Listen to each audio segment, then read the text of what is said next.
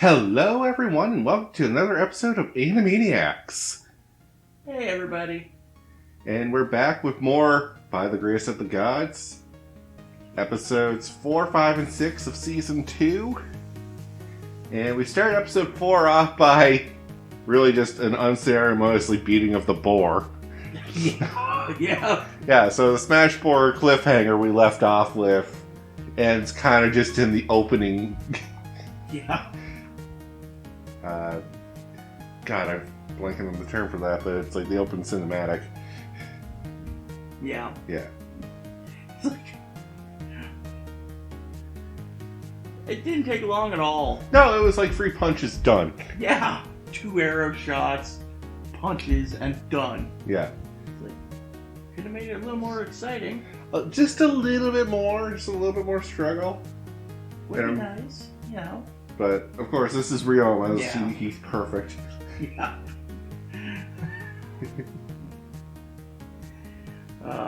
Yeah. And then the whole episode is basically what we do with the boar. Yeah. Oh, well, first of all, I broke some guild rules by killing it, so I need the people it attacked to kind of step up for me and say I did it for a good reason. I was saving their lives. Yeah.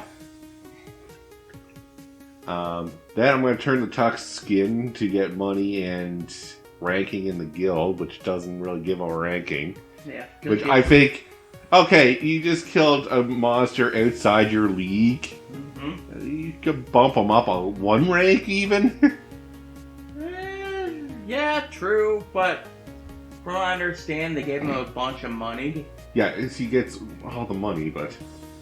And then he's like, oh yeah, also we can take the boar meat and make ginger pork out of it. Yeah. And I was just doing this as a dish to repay the person who's been keeping me...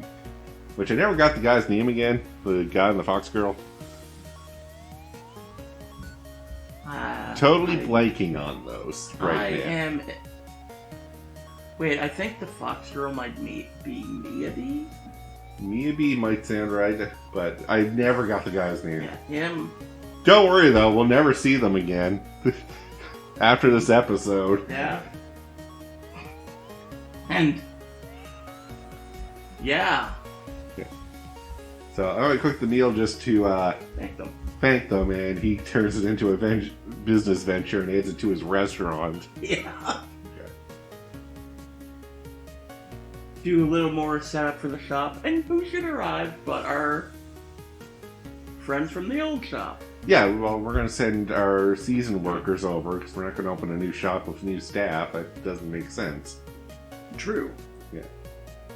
So we get the female twin and this research team and just free extras. Yep. I'm a cook. I'm not as good as the last cook. Yeah, but apparently your shop needs a cook, so that's what I'm here for, and I want to train with skills. Yep. And we have 2 other workers that just need work. Oh, yeah. And then he heads back to town? He heads back to town, talks to Serge. Serge tells him about magical items, and we have cars in this world. Yeah. They're fueled by magic, but they are cars. They don't go fast. They're really impractical to use, but they're fun. Yeah, that's exactly what he said. They're fun. And what should one of these little toy cars look like? A Formula 1 racer. Mm-hmm. Oh, look, another transfer. Yeah. I was like, gee, I wonder where that came from. My crappy planet. Yeah. I do like that there's, like, subtle little, like, crossovers between the 2 worlds. Oh, yeah. You'll see influences from our world into this world. Oh, yeah. Which makes sense when you're bringing people from our world into it. Oh, yeah. And I think he gets back to the old shop? Yep. And he finds that one of the slimes is eating charcoal. And is now not cleaning. Is not cleaning as cleanly as it could. Mm-hmm. And he's like, well, it's evolving. Yeah, when they're evolving, they choose different diets. Yep. This one now likes charcoal. Yeah. And we find out later for these 3 episodes that it turns into a deodorant slime. Yeah. So it absorbs odors and produces its own nice smelling odors. Nice. So more on this later. Yeah. I don't think it was this episode, but we also find out that you can make a metal slime into a blade. Yeah, no, it wasn't this episode. I think it was the second one, next one after. It was this one or the third one. It was one of the 3 I of think the it was bunch. the third. But I'm just going to get that plot out of the way Yeah. just because it's minor but interesting. It's like, so you use them as weapons now. Yeah. So we actually have a goal. A long, lofty goal for Ryoma. He's not just doing things willy-nilly. Yeah. Yeah. We have to go to the Seuss Forest and get those heritage items. Oh yeah, the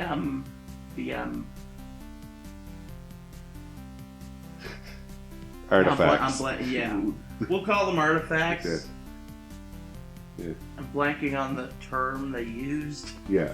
I call them the heritage items, but Yeah. something with an H, but I forget the name too. So, but this forest is also like crawling with dangerous monsters and Dangerous monsters. yeah, and like you're just not allowed to walk in there. That's a suicide mission. Oh yeah. So Ryoma's taking all the steps to be allowed to officially enter there instead of just running in there. Yeah. Like I have to get my level up in the guild. yeah. Like rank C. Yeah, I think rank C admin. Yeah. And they wanted him to fight lower level of these monsters Yeah. to get a feel for it.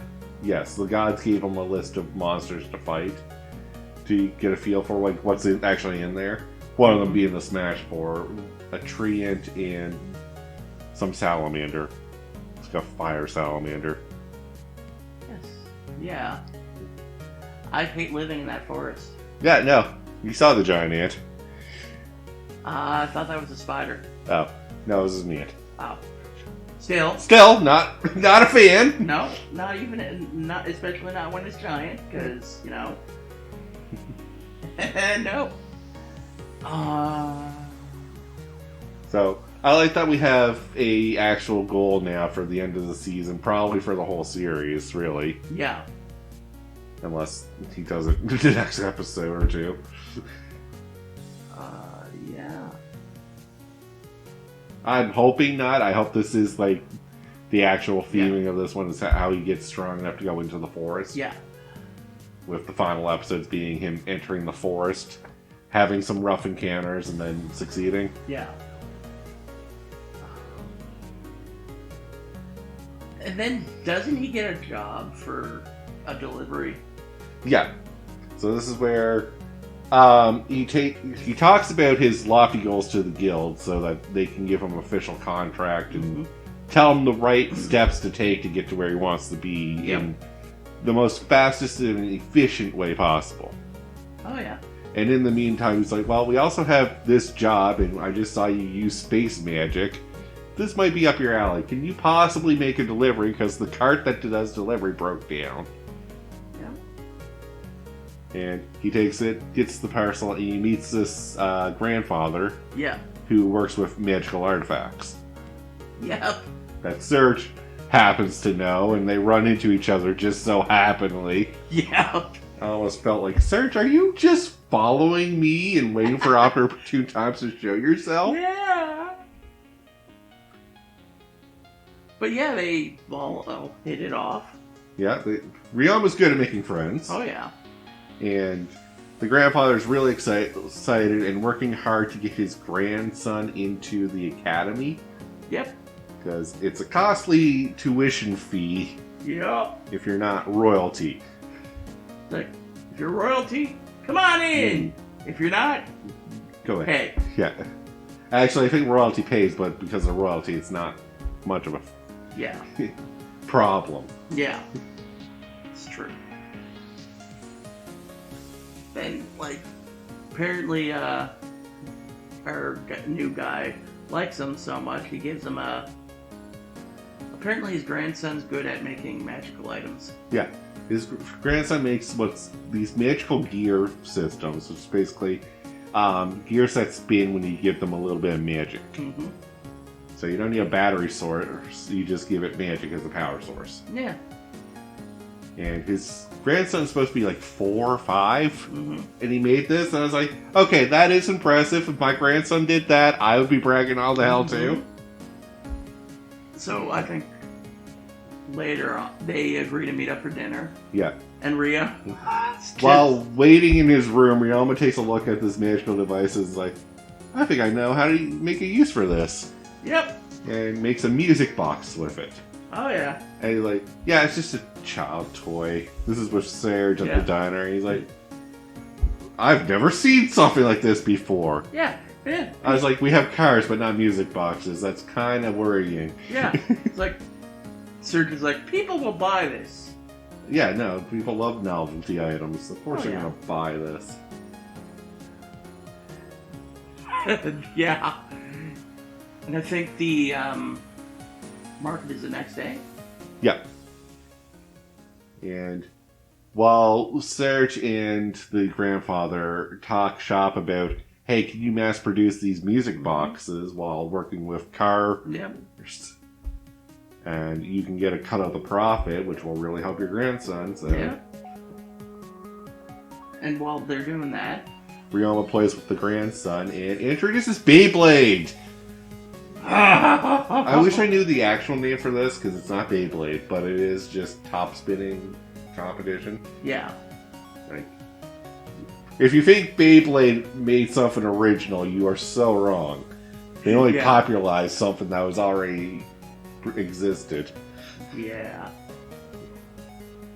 But yeah, he makes 3 little metal tops and a round bowl dish platform for them to spin on. Mm-hmm. It's like, grandfather comes on, hey, can I try? Yeah, I'll give it a crack, and wipes the floor with them, and he's like, what, you think I was just a craftsman yesterday? I see something, I can analyze it and know how it works. Yeah. That's how I work. Like, and I work both of you. Yeah. I just want to come back later where that top thing is like the biggest thing in that town. It's like, Ryoma, look what you've wrought. Yeah, you brought Beyblade into this world.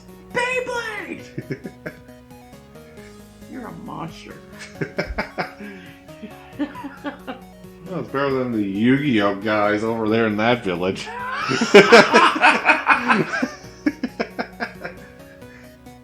Card games.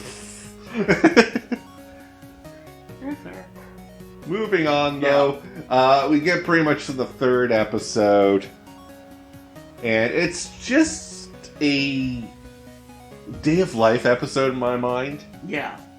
So the big selling point is we meet G-rank adventurer guilds. Like we want to be in the guild, but one, we're kind of young and we're inexperienced, and it'd be foolish to send us on anything right at the moment. And at the moment, we kind of suck. Yeah.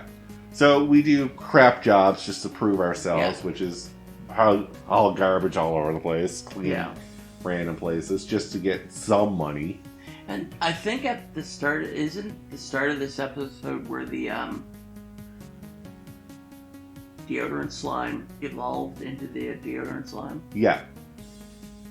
And Ryoma's going around being like, oh, it has deodorizer, try it. Yeah, so Ryoma makes these bags of deodorants, and he's just running an experiment for how effective are these and how well do they work? And how long do they work? Apparently they work pretty well. They work pretty well. So he puts one in every room in the shop. He gives one to the cat girl. We see a surprise visit from cat girl. Yeah. And while helping this group of young adventurers, he gives them one to put in the garbage cart. And he's like, okay, let me know when you actually start smelling garbage again. Yeah. Because that'll tell me how long it lasts. Yep.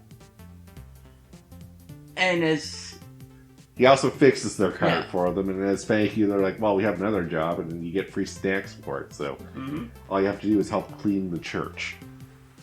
I'm on board. Yeah. Goes, cleans the church, and we get a visit from another god, Yeah. whose name is too long for me to remember. But basically the God of magic and academics. Academics. The one that we were told about by the god of crafting. Yeah. So, starts off, what was your world like? Well, it's hard to say. Next question, what's your favorite food? Well... I love your reaction to be like, what are you doing? Let me answer a question. And he goes, well, by your reaction, I already can read your heart to know what the answer already is. So you don't even have to say anything. And I was like, great, you can mind read. Awesome. So that's not annoying. Yeah, it's like, so you're annoying. Great. I need two Toho references. Patchy and Satori are this guy's father. Yeah. Or this guy is their fathers. Yeah. They're separated at birth at one point. Wouldn't surprise me. Yeah. And this is just a brief visit, too. Oh, yeah. I think it's like 5 minutes of the episode talking with this. Oh, yeah. If that. It's like, how would you rate Sailfall? I love it! From the bottom of my heart. He smiles and just like, okay, get out now. Yeah, it's like, alright, time's up. Bye. And then the last thing we find out is that the guild master for the adventure guilds trains young guild adventurers in combat so that they actually have some combat experience before joining the guild.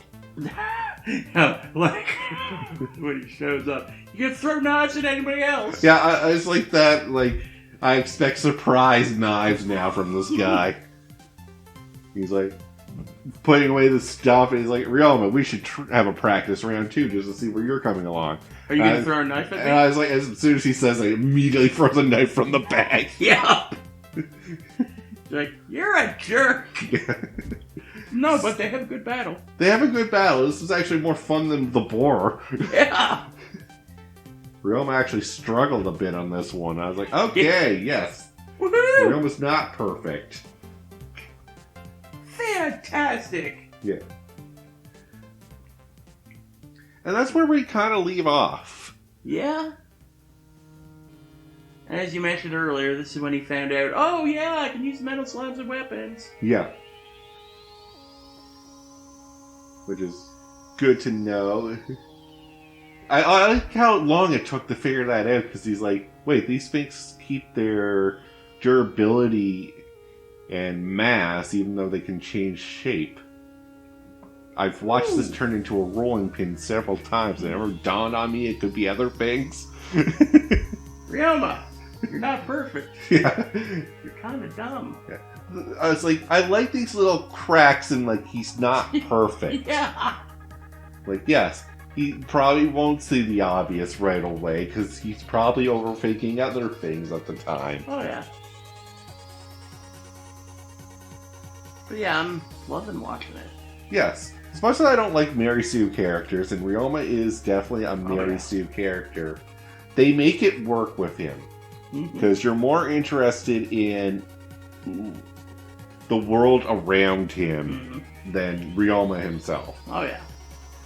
It's just one of those, if you got a problem and you throw Ryoma in, it's like the problem solved. But in what creative way does he solve that problem?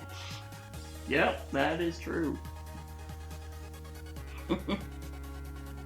So, we're halfway done with this season, and halfway done with the series pretty much, because there's only 6 more episodes left in the list at the time of this recording. So, 3/4 of the way there. Yeah. Let's see how this ends. We will see. I'm looking forward to it. But until next time, have a good one, guys. Peace out.